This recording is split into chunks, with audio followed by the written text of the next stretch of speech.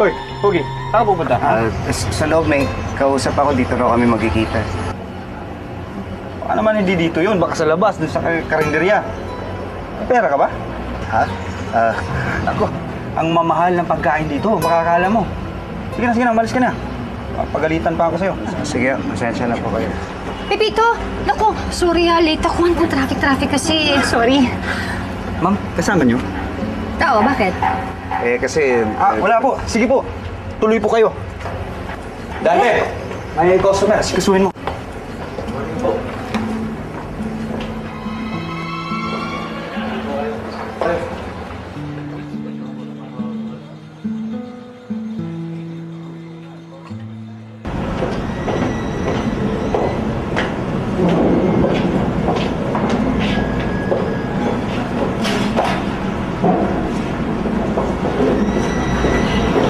Pepito, umupo ka. Salamat. Wish your menu, ma'am. Thank you. Anong gusto mo? Hindi, kumain na ako sa bahay. Kahit mag-coffee ka lang. Kahit na juice. Hindi, madali na lang. Pengin lang ng tubig. Tubig, sir? Mineral po ba o distilled? Yung una. Mineral po. Sparkling po ba o regular? Regular. With ice po ba? Sige. Kayo po, ma'am. Ako na, no? Ako, tuna sandwich on wheat bread, tapos cappuccino. Yun lang po, ma'am. Thank you. Ito ba yung order ko? 45 tubig dito? Hayaan mo, masasanay ka din. Nasanay kasi ako na dun sa amin, libre ng tubig. Kaya pala ganun yung gwardiya kanina. Mamahal pala ng pagkain dito. Bakit? Ano mo sabihin? Wala. Ano nga yung pag-uusapan natin? Alam naman nating dalawa kung gaano kalaki yung perang napanalunan mo sa loto, hindi ba?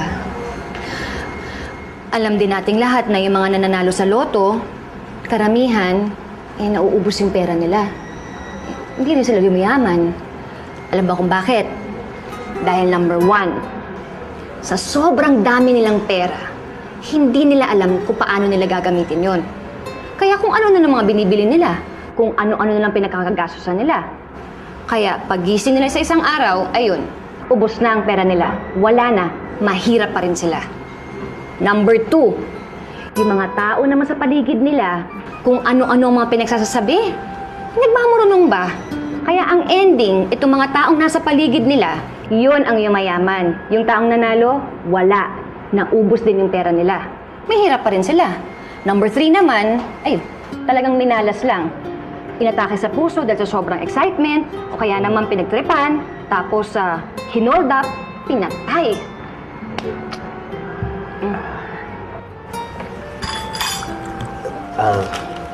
Matutulungan mo ba ako para hindi mangyari yung number 3?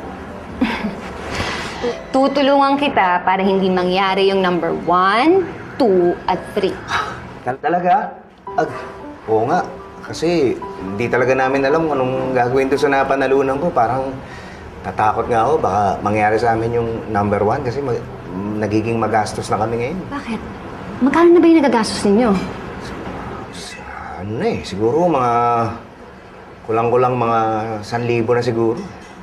1,000? Oo. 1,000?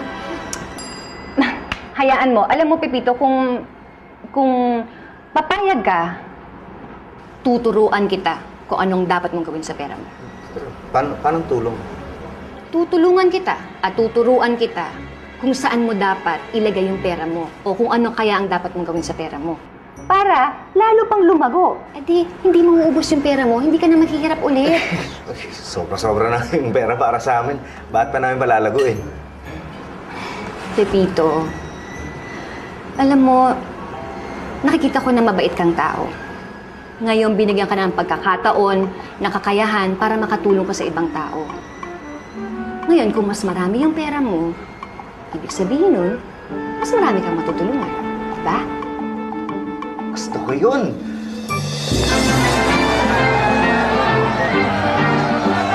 Pepito? Pepito, hello. Ano, kaya ka na? Oo! Alright. Salamat ah. Ako ang dapat mong pasalamat sa'yo.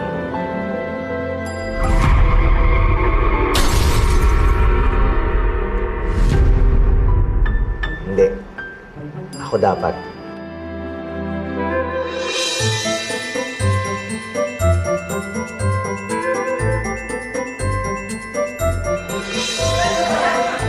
Ayos ah.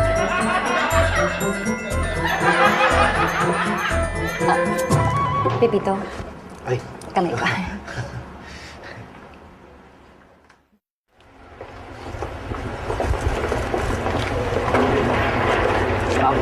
Thank you.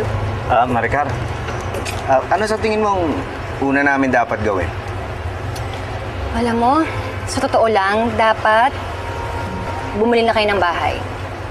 Yung komportable, yung hindi malayo sa kabihasnan, tapos yung para bang makakapagsimula kayo ng simple at maganda. Hindi lang para sa inyong dalawang mag-asawa, kundi para sa anak nyo na rin. Oo nga, no? Huwag ka mag-alala, Pepito. Tutulungan kita. Akong bahala sa lahat. Bukas sa bukas, sasamahan ko kayo maghanap ng bahay. At pinapangako ko sa'yo, kahit anong bahay ang magustuhan mo, makukuha ninyo. Talaga?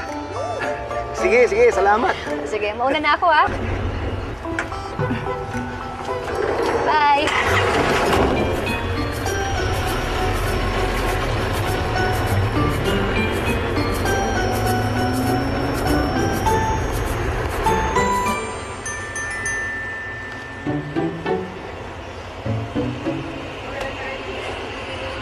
Thank you.